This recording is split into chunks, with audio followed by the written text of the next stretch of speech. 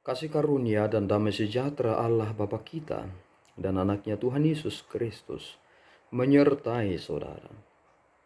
Amin. Shalom saudaraku yang terkasih di dalam nama Tuhan Yesus Kristus. Senang bisa menyapa saudara di tempat saudara berada hari ini. Dalam dimensi yang berbeda tetapi dalam dunia yang sama. Sebagai insan yang diciptakan untuk Tuhan. Sebelum kita melakukan rangkaian aktivitas kita pada hari ini, marilah kita mengawalinya dengan mendengarkan firman Tuhan. Pagi untuk kita semua. Sebelum kita melakukan aktivitas kita, marilah kita terlebih dahulu membacakan firman Tuhan yang tertulis di Amsal 17 ayat 4 demikian. Orang yang berbuat jahat memperhatikan bibir jahat, seorang pendusta memberi telinga kepada lidah yang mencelakakan. Demikian firman Tuhan. Shalom. Saudaraku yang terkasih di dalam nama Tuhan Yesus Kristus, terkadang kita tidak menyadari bahwa kita sedang memasuki bahaya. Dan ketika kita tidak peka dengan hal itu, maka hal itu akan menguasai kita.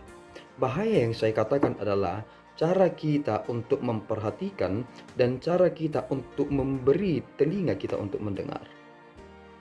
Apa yang mengubah seseorang itu adalah hal yang ia terima ketika ia memperhatikan dan apa yang ia dengar. Kita bisa berubah menjadi sosok yang lebih baik ketika kita memperhatikan. Kita menjadi sosok yang lebih baik ketika kita mendengarkan. Tetapi kita juga bisa menjadi orang yang tidak baik karena kita salah memperhatikan dan salah mendengar dan bahkan salah mengaplikasikan. Memperhatikan, mendengar adalah menjadi bagian yang masuk ke dalam diri seseorang dan akan membuat dia menjadi seseorang yang ia tentukan sendiri. Ketika orang berkata, mengapa seseorang itu bisa berbuat jahat? Karena kita harus menyadari satu hal, tidak ada manusia yang terlahir menjadi orang jahat. Kita semua sama. Tidak ada orang lahir langsung membunuh, mencuri, dan sebagainya. Tetapi mengapa mereka bisa seperti itu? Di sana yang kita perhatikan adalah ia memperhatikan.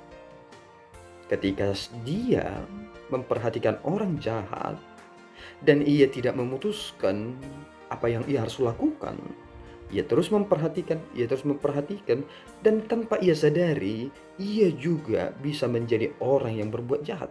Itu mengapa kita harus bijaksana. Orang yang berbuat jahat memperhatikan bibir yang jahat. Jika kita adalah orang yang baik, kita tidak akan memperhatikan bibir mereka. Kita akan memperhatikan ucapan pengajaran yang baik. Tetapi karena orang jahat, dia lebih peka dengan hal-hal yang tersebut. Dan yang kedua, seorang pendusta memberi telinga mereka kepada lidah yang mencelakakan. Lidah, telinga, dan lidah. Kita berucap dari apa yang kita dengar. Itu mengapa banyak sekali cerita yang tercipta, yang kita dengar, dan kita sampaikan tidak pada mestinya. Mengapa kebohongan itu terjadi? Karena kita mendengar dan kita mengucapkan yang tidak benar. Jika apa yang kita dengar itu tidak benar, apalagi apa yang kita ucapkan, bahaya sekali. Jika informasi yang tidak benar kita sampaikan, maka informasi itu semakin tidak benar. Karena tidak benar tidak mungkin menjadi benar, tetapi benar akan tetap benar karena benar.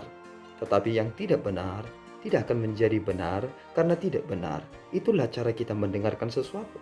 Makanya kita harus menguji apa yang kita dengarkan.